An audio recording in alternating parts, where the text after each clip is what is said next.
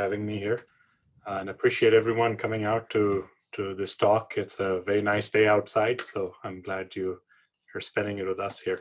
So I'll talk a little bit today about how we're developing some technology, some infrastructure, and some intellectual space where we're trying to see cancer in a new light. The image that you see actually in front of you here is actually an image generated using only light and a computer program. So what we did here was took a fingerprint, shined light of different frequencies on it, measured how much of that light was absorbed, and then used that in a computer program to replot it in space. So the blue stuff you see is oil in your hand. So anytime you touch a surface, you'll leave behind some oil.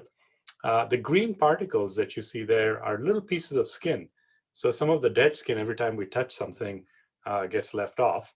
And the red particles you should never have in your hands. Those are a trinitro compound that's a common component of RDX, which is a common explosive used by many terrorists across the world. So the idea here is that using just light and using computer analysis, we were able to find dangerous parts in an image.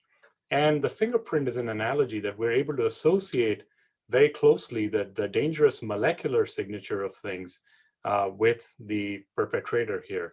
So in this case, we can get at the origin of the danger. And likewise, if we use this kind of technology, the whole idea is, can we use this technology to get the origins of cancer and also the diagnostics in cancer, whether it's dangerous or not, and what causes it to be dangerous. So I'll get into some of the technological details as we go along, but first I want to introduce the light that we're going to use here. So the particular light we're talking about is infrared light, which is slightly longer wavelength than visible. So if you look in the top middle, you see that small sliver of the rainbow, which is a visible light spectrum. That's what our eyes can see. If you take the wavelength just a little bit longer, then you come to infrared part of the spectrum. And that is actually a really large part of the spectrum. That's about 20 times the size of what we can see. So that's an interesting fact. But the more interesting part is that every molecule in our body vibrates with a certain frequency. And the frequency of vibration is exactly the same frequency as those found in the infrared wavelength ranges. So if a vibration in the body meets the vibration frequency of light, then it gets absorbed. If it doesn't meet that, then it just passes through directly without getting absorbed, which means now we have a way to use light to probe the molecular composition of materials. And just for your reference, below that graph there are just some sizes. So you can see that the infrared portion spans at the shorter end somewhat equal to the radius of a bacterium, and on the longer side, somewhat equal to the size of a pinhead. So it's still pretty small, but you can't see it, not because it's small, but simply our eyes are not sensitive to it. So if you've ever seen pictures from a night vision camera, for example, that's the infrared light that you would normally see us emitting. Snakes, for example, have detectors in their eyes that can see infrared light, and so they can see at night in infrared and so on. But what we're going to use is some really specialized equipment, and I'll talk a lot about that. And then we're going to use some look at cancer, so look at human scale disease, again, looking at the microscopic nature of that disease, and we'll talk about that more as well. So if you think about cancer and understand what happens in the world today, this is pretty standard for most solid cancers, which means anything that is not associated with a blood cancer. A biopsy is typically taken. That biopsy is subjected to some stains because natural tissue in the human body doesn't have any contrast. So if you just take a layer of cells from the human, you can't actually see anything in the tissue. So we stain it. And after staining, a pathologist who's a trained medical doctor looks at it under a microscope, and they can say, well, it looks like you have these kinds of cells in the tissue, and this might be the grade of the cancer if you have something, and perhaps suggest some therapy that might be very effective. So this is a practice that has remained fairly consistent for the last 125 years or so. And what we're trying to do is disrupt this with new kinds of measurement tools. The particular measurement tool we're using looks something like this. So those who've seen a microscope are familiar with it. In the middle is pretty much a standard microscope. On the left-hand side is what we call a spectrometer. So this is a tool to split light into different frequencies. And then we're going to measure those frequencies with a detector that's on the top end of this microscope. And we're using a computer, which is at the back end, to make sense of those frequencies. So our data looks like this, as opposed to this nice colored looking images. We actually get data that is fairly opaque to human eyes. So it is stored in X and Y, which is the same X and Y that you see here. But additionally, at every pixel now, instead of having 3 colors, red, green, and blue, we have 2,000 colors. And each one of those 2,000 has a meaning in the molecular domain, not in the color domain. So if I look at any one pixel from my data, it looks like this. There are 2,000 data points in this. You see some peaks, you see some small peaks, you see some large peaks. But essentially, if you zoom in on any of these peaks, you'll start to see some really fine structure. And each of those tells us a little bit about proteins, about nucleic acids, about carbohydrates in our tissue, and so on. So of course, this is really hard to interpret because we as humans can only see, two-dimensional pictures. So what we do is we look at specific molecular compositions in the tissue and we plot it in this manner. So this is the same sample that you see on the left, and you will appreciate that on the left, this is what dyes allow us to see. On the right is what we can see with chemistry. So on the right, we see 2 images. The color image on the left is one of collagen. So it's telling us where the structural elements of the tissue are, which is what holds in this particular case, the prostate tissue together. And red is very high. Green and yellow are a little bit high. Blue is low and black is absent. Similarly, if I now turn to a different chemistry, if I turn to a different chemical, I can see that primarily expressed in a different part of the tissue. So you can see that these two are complementary, but once again, you would have to be a PhD chemist to understand the differences in chemistry and try to relate it to something in biology. So instead of collecting different disciplines and experts in different disciplines to interpret this data, we use a computer program.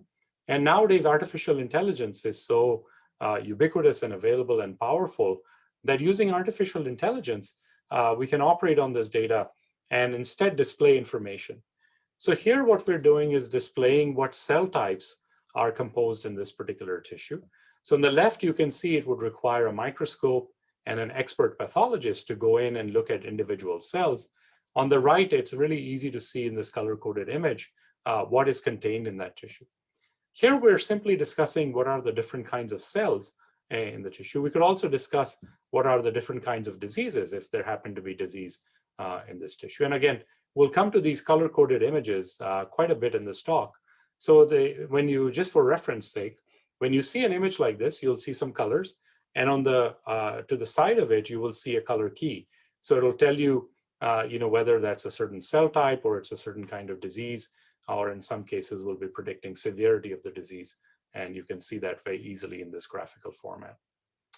So what is this technology good for? Well, we think that this technology can replace this current state of the art. So literally, this is how diagnoses happen. A piece of tissue comes, we look at that image, and a person circles the region which is cancerous. So in this case, the 2 regions on the left that are circled by the pen, by the pathologist, are actually tumors. The one on the right is a normal tissue that they just circled for our convenience in research. This process, as I mentioned, needs dyes. The decisions are mostly manual. We don't really have very specific molecular details. We know a little bit about the molecular details of this, but not too much. It's very difficult to know more about this tissue from just 2 colors, from pink and blue in this case. And again, you need to go to medical school to interpret these images. And the more you interpret them, the longer your experience, the better you get at looking at specific cases, especially the ones that can confound you. What we're going to do, as I mentioned in the previous slide, is show images that look like this. So in the middle image, we've only found epithelial cells. This is, again, a surgical resection of prostate tissue. And the reason we're interested in epithelial cells is, by and large, 99% of prostate cancers arise in the epithelium.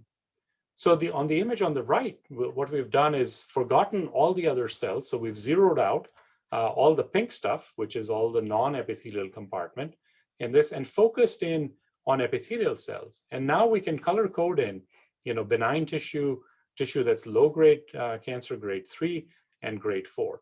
So when we present this information to someone making a decision, they can very easily see at a glance that there are two kinds of cancers here, grade 3 and grade 4, and those are distributed spatially like this. So grade 4, the more aggressive cancer, is kind of on the outside, and grade 3, which is the mass of the cancer, is on the inside, and we can see cancerous cells distributed in this tissue. So as I mentioned, we will use spectroscopic imaging to record the data. We use artificial intelligence instead of manual decision-making. All of the decision-making comes from underlying chemistry. So we look at different species of chemistry here. It's a non-destructive technique since we only use light. So you can actually take this tissue and do genomics on it, for example, or do other things with it. And finally, instead of trying to be an expert in the biology or in the prognosis of the disease, all we rely on is scientific visualization. So what we're doing is using technology to make pathology more accessible, to make it more informative, and as I'll show you in the next few slides, a little more useful. So what is this good for? Well, at the beginning, this is really good for efficiency purposes. So there are many samples that come into a pathology lab. People try to work as fast as they can, but sometimes a little bit of help, like an imaging technique like this, can speed up their work. So we think the baseline use is trying to reduce cost and making diagnoses more efficient. The second is preventing errors. So if we can have an artificial intelligence-based system that performs the same way as a pathologist, then by combining those two expertises, we will reduce error that happens. So luckily, in cancer pathology, the error rates are fairly low, only 1 or 2%. But when you think about the number of people who have cancer, for example, in breast cancer, 230,000 people are diagnosed with it every year. So if you have a 1% error rate, that's still 2,000 people. So if we can use technologies like this and prevent that, that would be a good thing. The third is oftentimes it's really difficult to characterize disease. So when you give the same tissue, particularly the difficult cases, to two different pathologists, you get different opinions. So, the adage is go get a second opinion, right, usually. But if the first opinion is noisy and the second opinion is noisy, then you're not sure which noise to believe in that case. So here, artificial intelligence can come to the aid of the pathologists and really help make decisions much more objectively and perhaps with more evidence than we have today. Finally, there's a really difficult problem. And the problem is, if you're given tissue from a person, could you predict what their odds are of having dangerous disease? So could you tell the risk of a dangerous disease for a single person if you just had tissue to go on and perhaps their clinical data to go on? So as you might recognize, the first case is really easy. Those are not too difficult problems. The last case is really difficult. There does not exist a genomic or a proteomic or any other kind of technology today that can tell us if this is a dangerous cancer or not at the individual level. We know some characteristics. We can say if it's a high-grade cancer, then the majority outcome will require very aggressive treatment. And if it's a low-grade cancer, the majority of people will require some less dangerous treatment. But what we don't know for sure is whether every patient in a high-grade group or a low-grade group is going to respond the same way. So how can we have technology that caters to the individual level? And that's really the crux of this problem. So what we are trying to do is address all four.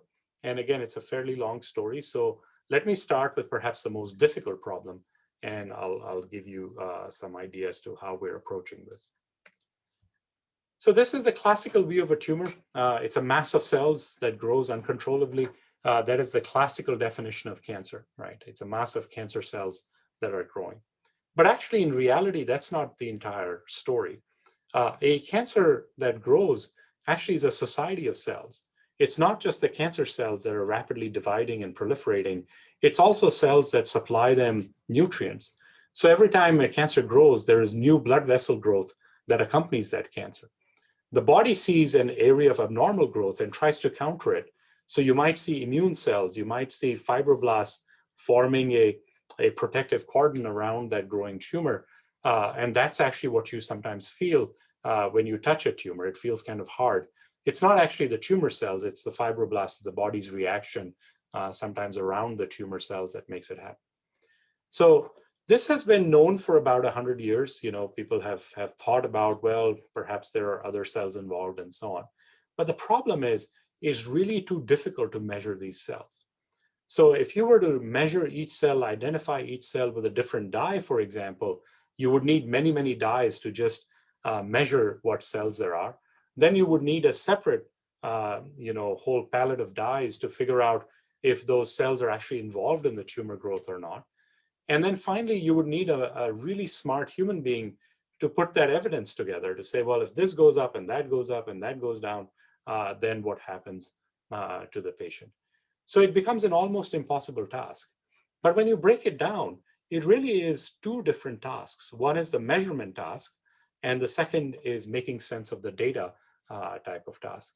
So in the measurement, as I just showed you in the previous slide, we can measure every single cell on this all at once using the chemistry of the cell. So that's really powerful. But how do we deal with the machine learning aspect of it to make sense of the data?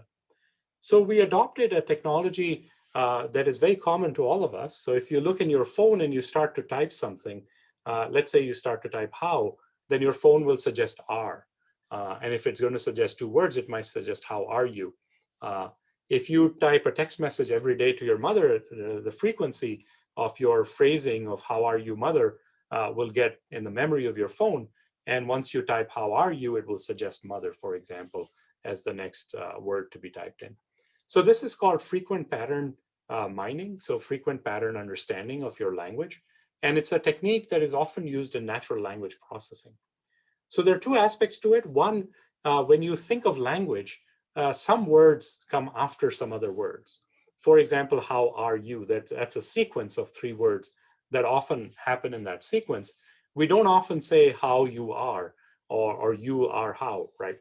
There's a certain sequence in that happening. So similarly in cancers, there's a certain sequence in the chemistry that changes between different kinds of cancers. The second thing that allows us to predict what next word happens is the frequency with which it occurs. So what we did here was we looked at 250 patients and we tried to understand the frequency with which some chemistry changes occurred and how they occurred in respect to each other in space and in chemistry. So we changed the natural language tool to actually account for the imaging data that we have here and applied it. And moreover, we said we're not just interested in the tumor, we're also interested in the microenvironment. So before telling you the results, I'll tell you what led to the predictions. And again, there was some predictive power in the tumor, but what was really strong in our method was the predictive power of the microenvironment. It's the cells around the tumor that allowed us to predict better than what we could do with clinical data in the past. And that's really key here. So what I'll share with you now in the next few slides is how we measure the microenvironment and use it. But before I do that, let me share with you the results. So on the top is the prediction from our method that talks about those with lowest grade, which is 1, with the next highest, which is 2, and 3 and 4. And the number on the top, 1, 6.5, 10.9, and 21.3, are the relative risk ratios for those patients.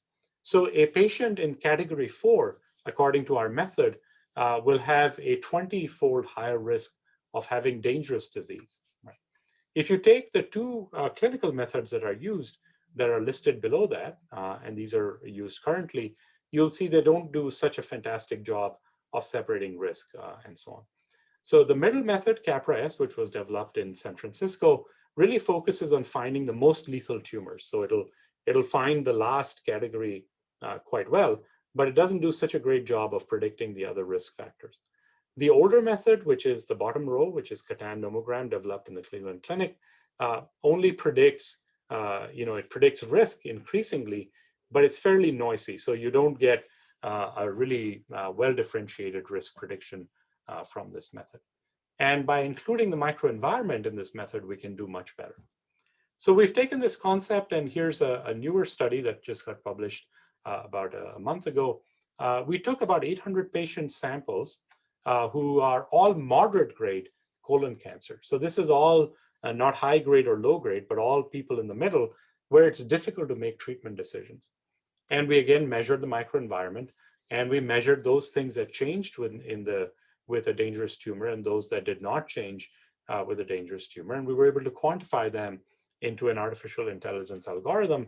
And the result we got was something that looked like this. So remember, these are moderate grade cancers that cannot be separated clinically right now. So we cannot say in moderate grade, these people will respond better and these will not respond as well. But with our technique, we were able to separate them. And this graph that you see here actually plots those who survived from the disease after a few years. And you'll notice the line that is darker, the black line, are people who did better with the disease than the ones with red. So we think the ones with the red, that group is high risk and should be treated more aggressively.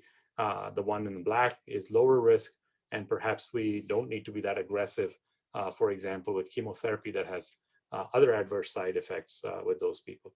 So what we're trying to do now is fine tune this further and bring the black curve up to 100% survival, so we can really identify those who can be treated less aggressively but monitored more, so that they have a better quality of life and better outcomes.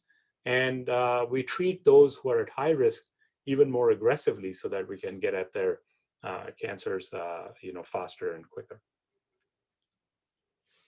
But these techniques, if you look at these techniques and you look at the top row, for example, in the images on your left, those are images that are used, that clinicians are used to seeing. And when we give them these color-coded images, it's a little disconcerting, right? They want to see things in the way they're used to, trained in the med school and so on. So we did another technique that we call stainless staining. And the idea here is to take what is commonly used as stains. There's a whole variety, there's a whole palette of stains that are available in clinical use. And we said, how about we measure all possible stains using just one measurement of the tissue, but using computation now, using artificial intelligence to predict the level of the stain. So if you were to do that in practice, you would have to make different sections of the tissue and then stain them, which is what you see on the left, which is the panel of chemical stains. The panel on the right is completely generated using a computer program. So you will see we measured only one piece of tissue, and we're able to replicate all that with just one piece of tissue. Now you'll notice two things in this if you're paying close attention to the images. Number one, you'll notice that the digital stain quality seems to be a little bit poorer, right? And this was one of our initial results. There's a fundamental reason for it to be not as good in terms of the data, and then there's some process reasons for it. The second thing you'll notice is some of the staining doesn't reproduce quite as well. So this is somewhat older data, and we're going to do a little bit better. So I'll share with you some of the newer data. And these are the kind of things we're able to do now. So imagine a pathologist looking at a microscope, and they see the image in the background. And what we can do at the flick of a switch is put in some molecular details in there. So we call these molecular goggles, or augmented reality, if you will. And now what we're doing is putting in virtual reality on real samples. All three stains that you see on this image are all generated by a computer program. There is no dye involved in this. So what the future looks like for this technology is that we will be able to go and do pathology in places that don't have the resources for those dyes, or places that might want to cut down on costs, or places where you don't introduce dyes, for example, inside the human body. So imagine a probe that goes inside the human body and can do pathology there and give you the same visualizations that normally we need to take the tissue out. So we want to go to a place where biopsies are not as common, and one does not have to spend days in analyzing tissue. That can be done in situ, inside the body, and decisions can be made rapidly. So technology needs to be developed to be able to do that. The first thing we tried to tackle was the technology that allowed us perhaps images that were more chemically sensitive, but not as pleasing to look at, and suffered from a loss of detail from what we're seeing here. So we went back to basic science, and we tried to understand, why this is happening. And you run up against this dogma that there is no free lunch. To gain molecular information, we have to lose something, and oftentimes the loss was in terms of resolution. So we started asking this question a few years ago from our lab. This was a very fundamental question: how can spectroscopic image quality be improved to match the quality that you see in optical microscopy? So if you look at the middle image on top and the image on the right, the one on the right obviously is a spectroscopic imaging result, and the one in the middle is conventional, stained images. And of course, you can see the one in the middle has much higher detail. So our question was, what can we understand from science that would allow us to make progress, and how could we make better images? So again, I won't bore you with the details, but I have to show at least one equation since I'm an engineer. So the bottom line of this is that we were able to model light as it passes through from the source, through the sample, through the different parts of the optical microscope, and onto the detector. And once we did this model, we figured out some things. Lo and behold, to our surprise, we found, and this graph just tells you a little bit about how the image quality can change with wavelength and so on. What we found was, after we did this theory, was compared to conventional theories, we were predicting a much higher performance of IR imaging than we're used to seeing, or that theory told us. So we didn't believe our eyes, but eventually we applied it to make an instrument. And when we made the instrument, lo and behold, it worked. So on the left, you see the commercial instrument that gave the results at that time. And on the right, you see for the exact same sample, you see the data that we got from our newly designed instrument. And obviously, you can see that the level of detail is much, much higher. We can do this again for different kinds of tissue. Here it is for colon tissue. And now you're starting to see that we can actually get to subcellular or maybe cellular level of detail, which we weren't able to see in the past. So we call this high definition imaging. And now this is commercialized. So every manufacturer of spectroscopic imaging instrumentation, there are about 5 major manufacturers of this. Every one of them now uses high definition imaging, and there's an instrument available commercially to do that. But what we focused on in our lab was now 2 directions, right? We can take this theory and use computational techniques to improve images, or we can build instruments that can reproduce this information much, much better. So I'll share with you today about how we built instruments. And again, the computational methods are interesting, but that's a separate story in some ways. So all the results that you see here are not computational magic in some way or based on theory, but they're actually hardware that performs better. And I'll share with you the story of how this came about. So we took this fundamental theory, we took these basic results, and we said, what if we tweaked one parameter? So one parameter we tweaked was, how could we change the medium in which the tissue is embedded? And again, on the left, you see sort of traditional images. On the right, you will see better images. So you can change the lens medium that you use, the kind of lens that you use, and get better data. We then recently published this paper where we actually changed the wavelength by which you can probe and the detector that is sensitive to shorter wavelengths. So you can change the wavelength and probe the tissue, and you can get better data. And finally, here's an exciting recent development from the lab where we said, instead of detecting the signal optically, if we can detect the signal mechanically, then perhaps we can get better data.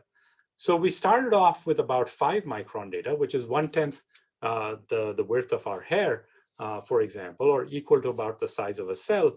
And now in the lab, we're talking of getting 50 nanometer data, which is about 100 times smaller dimension than what we were able to do before. So instead of 1/5 the width of your hair, we're now looking at regions that are 1/500th the width of your hair. So we can, as we go down to smaller and smaller regions, we can become finer and finer in our understanding of chemistry, because local chemistry in a region is quite different in a single cell, for example, than we did in the past. So this presents some really interesting challenges that we can discuss, but I want to tell you how we overcame some of these challenges to make the instruments practical for use. So again, these are academic exercises that you see on this slide. We're pushing the limits of sensitivity, pushing the limits of resolution, and so on, but actually we can make instruments that are practical. So the point I want to make here before I show you the performance of the instruments is that the research on fundamentals of imaging can lead to better chemistry, which can lead to better understanding of cancer. But translating these basic sciences to clinical practice requires us to focus in a little bit different way. It requires us to understand the requirements from a clinician. It requires us to change our design to meet those requirements, and of course, realize the instrument to go practically make that possible. So this I emphasize because without a collaboration between clinicians, between machine learning scientists, and basic scientists engaged in imaging, none of this would actually happen. So here's some examples of how this actually works. So the way we thought about designing new fast systems was we went back to thinking about how we're going to use them. And the way we actually use them is we don't look at the whole 2,000 wavelengths of data. We actually look at about 20 or 30 wavelengths of data. So we only look at 1% of data when we're actually trying to predict something. So how about we design instruments that only measure that 1%? That means we can be 100 times faster, right? Which means we can make instruments that would get us the information we want rather quickly. So we engaged, and this is a fairly long story, as you can see now, almost 10, 11 years old. We started off building some really interesting systems by developing the hardware, by developing the components required to build these. And then as time went on, we accelerated. So again, I will not take you through the details of how we designed the next generation and next generation. But I certainly want to tell you that this is a labor of love by many students in the lab. And you can see when we started off in 2010 or 2012 and where we are today, the image quality has dramatically changed. And here's a close-up of at least one image. And you can see how between even in the last 5 years, going from 2016 to today, the image quality for the same structure has become so much better now. So what are we going to do with this nice image quality? Well, here's what we can do. We can look at single cells. So on your bottom right corner, you will see individual cells that are measured with this technique. And then as you go around counterclockwise in this, you'll see larger and larger areas. And to your left, you will see a very large section of tissue. This is a typical surgical section. So if you do surgery, then a large chunk of tissue comes out, and can we measure that in reasonable time? So now we have equipment developed in the lab, developed on our campus here, that can measure all the way from single cells at high resolution to surgical samples, very fast. Here's one example that we published a few years ago. This is a system that can measure a person's breast biopsies, for example, in 30 minutes. So here's the example. These are 3 biopsies from a single human that the system has gone in and measured at about 30 minutes per frequency. And the idea being that when a biopsy happens for a patient, as soon as the biopsy comes out, we put it on this machine. And while the patient is getting ready, we can tell them, look, there's no cancer, you can go home and relax. Or we can tell them, unfortunately, we need to plan for something really quickly so we can get their treatment planning done and we can get them scheduled to be taken care of as quickly as we can.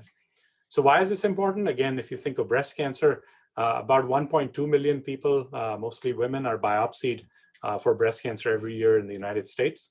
About 250,000 of them actually have cancer.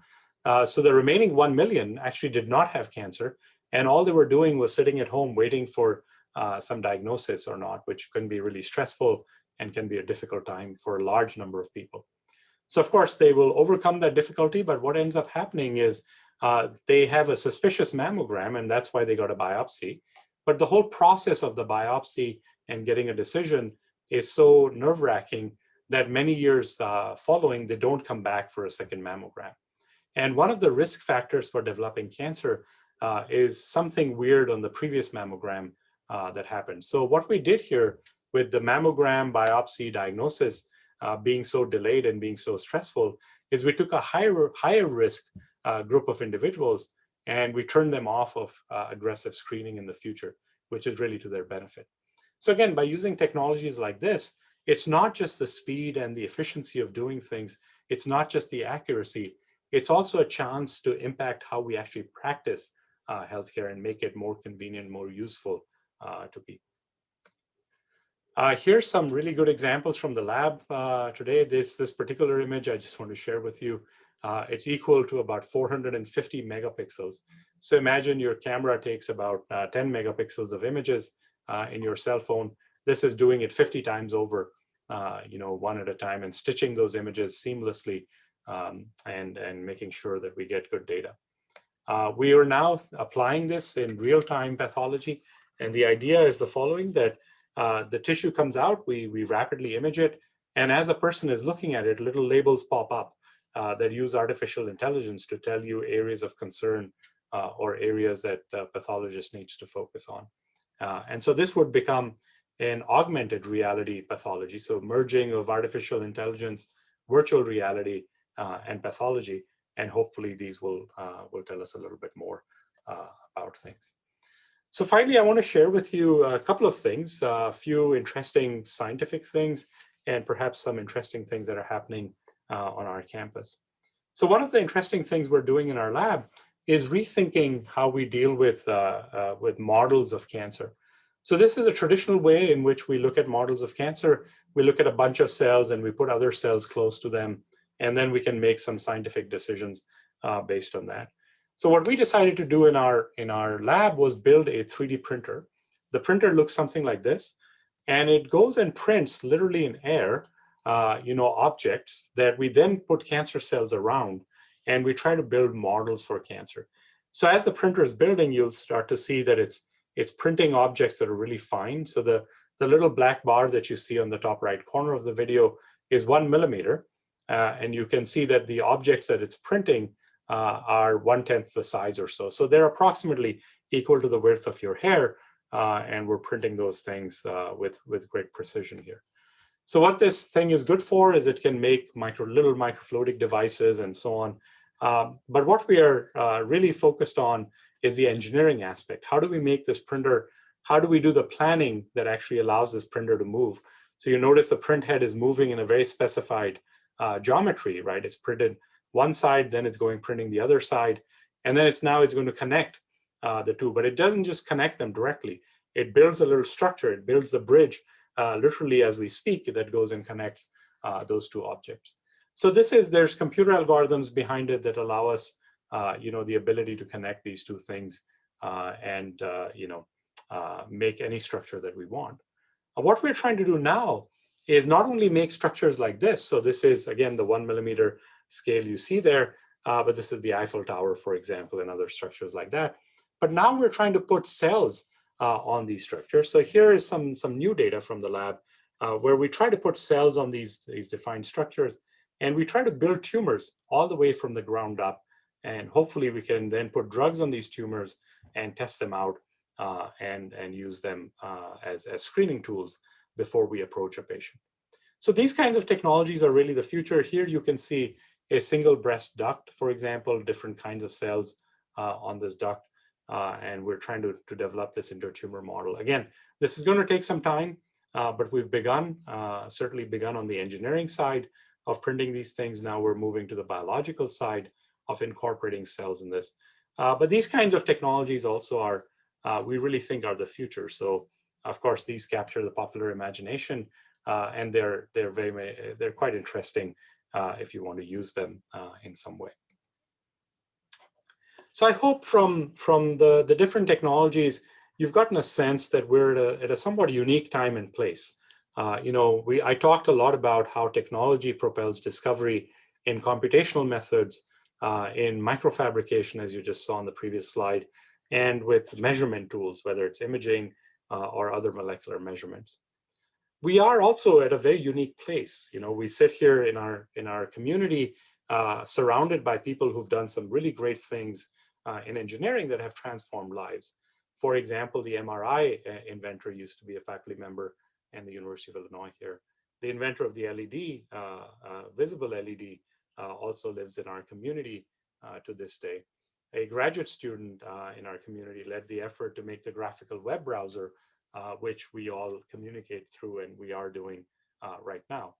And of course, many alums from our university have transformed the engineering space by founding companies and leading companies that really form the backbone of the infrastructure today. So we are at this unique time and place that was realized by campus. And a few years ago, the College of Engineering formed the Department of Bioengineering. And I was lucky to be the first external hire in that department in the year that it was formed. We also have formed the Carle Illinois College of Medicine, which is the first engineering-based college of medicine, that was formed a few years ago.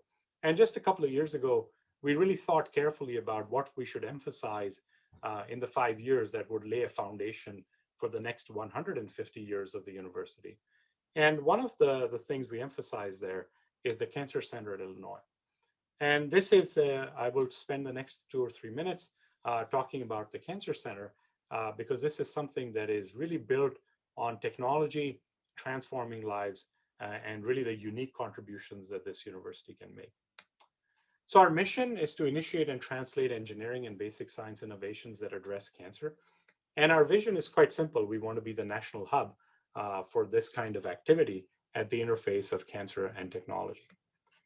We have 2 major areas that we work in. The first one focuses on taking measurement technology and data science and using that to better diagnose cancer.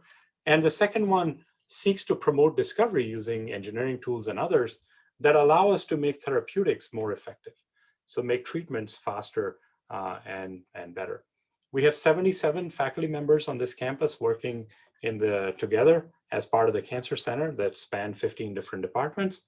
And we all work in 6 different directions, right?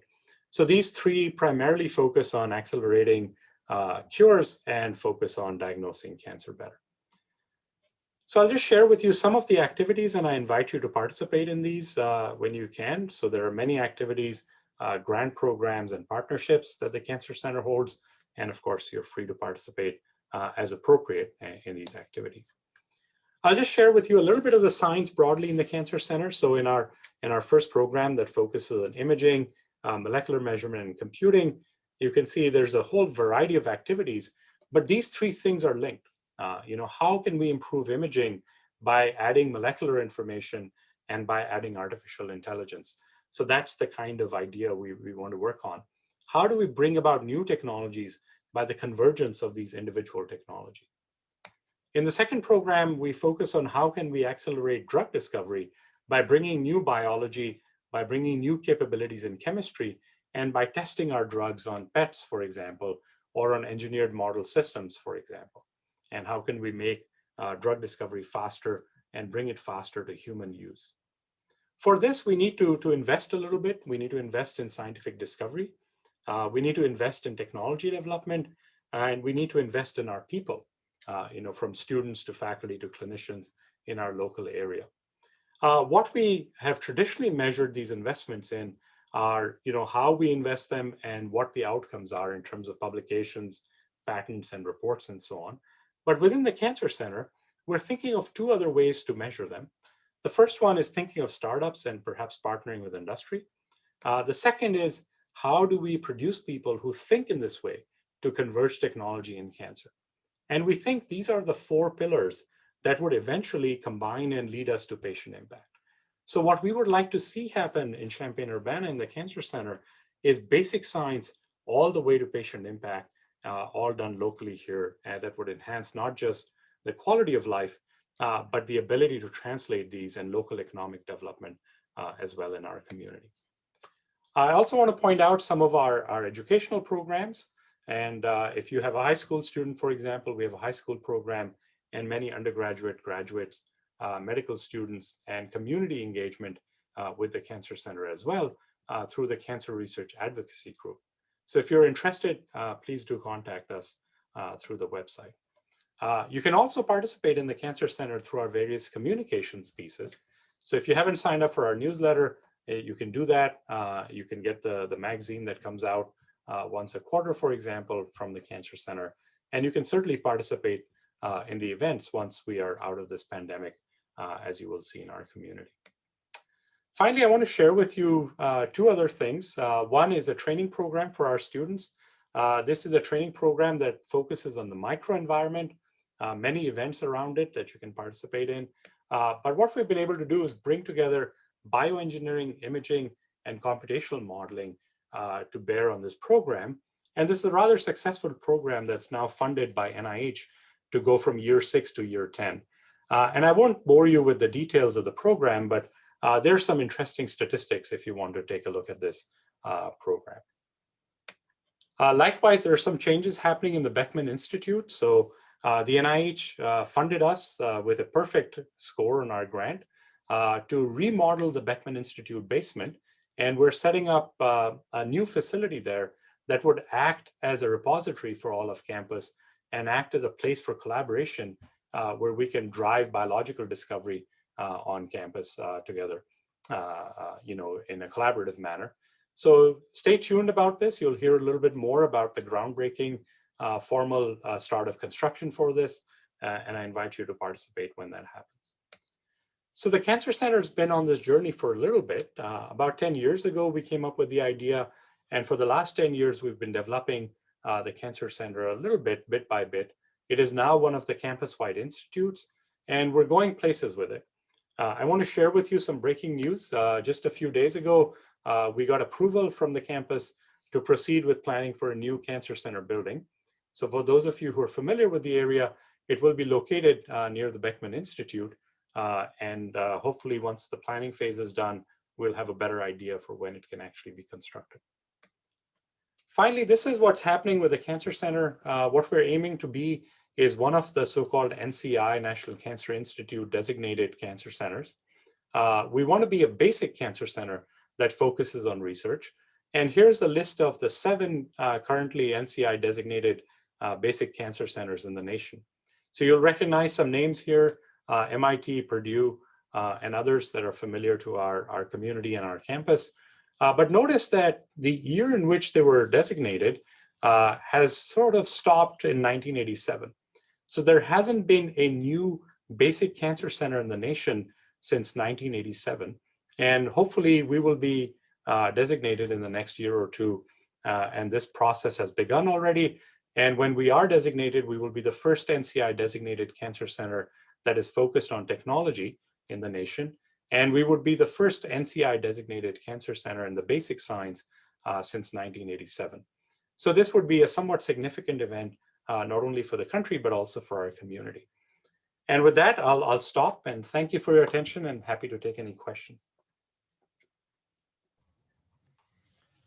Thank you very much. That was a really interesting talk. We had a few questions that got sent in the chat, and then feel free to, if anyone has more questions, feel free to post them in there.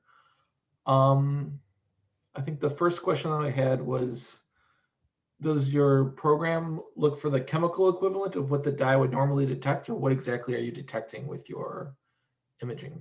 Oh, that's a good question. So we can detect what the dye would normally detect. So the dye generally detects total protein content and nucleic acid content. So that's easy. We can do that with our technique. But then we can go further and we can dive into a little bit of what kind of lipids there are, which are things that cannot be dyed rather easily within the tissue. So we can go into individual class of molecules and try to figure out differences there as we go along. Awesome, that's great. And then the other question was kind of more general, was how is the potential for severe or less severe disease progression able to be determined from one static image? How do you kind of categorize those different? That's a great question, because they, as you know, the tumors change over time. And the logic here is that at the time of diagnosis, which is perhaps the time for the best intervention, we can do sort of what if planning. We can say, this is a high risk group, and if you treat it in this manner, this is what would happen, right? So the first step to that is just simply recognizing the different kinds of cancers, and then segmenting them at least by understanding how dangerous they are. Our next step is going to be to say, okay, what kind of therapy would these characteristics more respond to versus those other characteristics? So again, we perhaps will not be able to predict the full course and what would happen from a static image, but we hope to do a much better than a sort of a sort of blunt blow that we are doing right now with the techniques we have now. And then I guess another question that was kind of related to that, are there certain cancers that are more challenging for you to apply these predictive techniques to? Absolutely. Colon cancer, for example, is a very challenging one, right? The reason is that it has a lot of inflammation. There's a lot of activity in the colon. It's a very active organ, right? The food we eat, the place, the age of the person. There's a lot of things that go into how your colon develops. The injury to those epithelial cells that has been experienced may be different. The immune reaction in the colon is very different. So it's a much more complicated organ that changes and turns over rapidly and so on. Relatively speaking, the prostate is a much more docile and quieter organ, right? There's not a lot of cellular turnover. There's not a lot of injury from food. There's not a lot of exposure to bacteria, for example. So certainly the complexity between organs comes into play, and certain organs will be more difficult than others.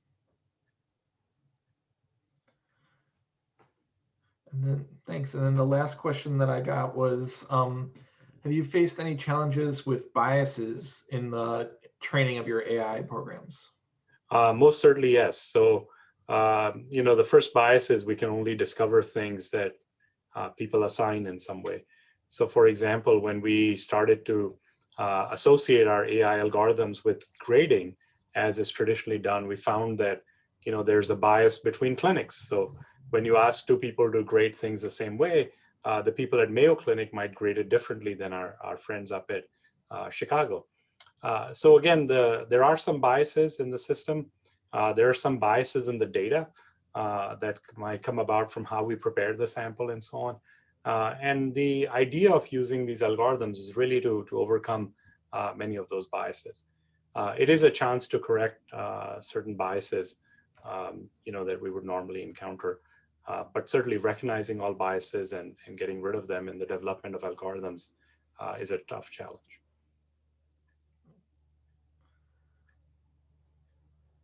Awesome. So that's all the questions that I've had so far.